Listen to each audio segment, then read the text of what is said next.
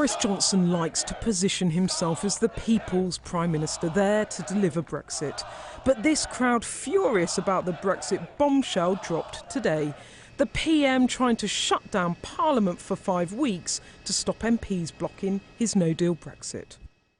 In a letter to MPs, Mr Johnson said he'd end this parliamentary session in September and start a new one on October the 14th.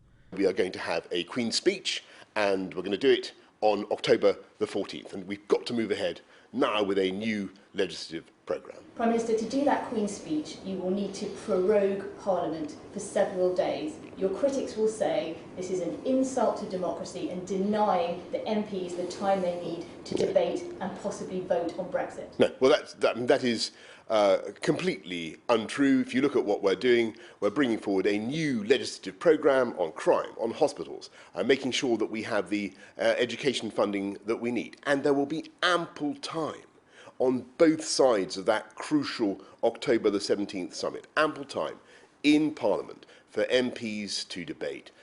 Speaker John Bercow with a very different take. This was a constitutional outrage to stop Parliament debating Brexit, an action against democratic process and the rights of MPs.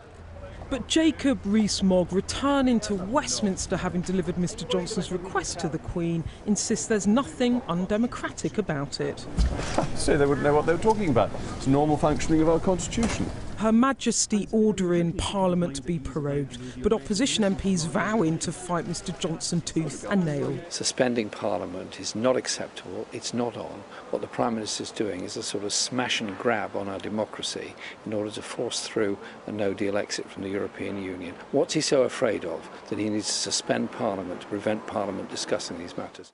Scottish Tory leader Ruth Davidson's about to stand down, unable to back Mr Johnson's Brexit. She delivered success for previous Tory PMs, but she won't do it for him. Tory opponents much closer to home too. In Westminster, the former Chancellor says he and his colleagues are ready to act. We are determined that Parliament will show its resolve to prevent a no-deal Brexit. To be perfectly frank, a number of my colleagues would have preferred to wait until the 30 days that the Prime Minister has talked about was up and move in late September. That will now not be possible. We will have to try to do something when Parliament returns next week. They're running short on time, but MPs believe they have options. Challenges in the courts, emergency legislation in the Commons, setting up an alternative Parliament, and the nuclear option of passing a vote of no confidence in Mr Johnson's government. This is a Prime Minister who has made leaving the EU do or die on October the 31st the cornerstone of his premiership.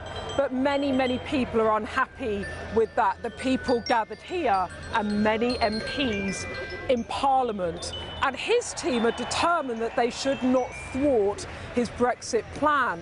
But if MPs do somehow manage to either stop no-deal Brexit or indeed bring forward a vote of no confidence in his government, then Boris Johnson's straight on to his next fight, a people versus the Parliament general election.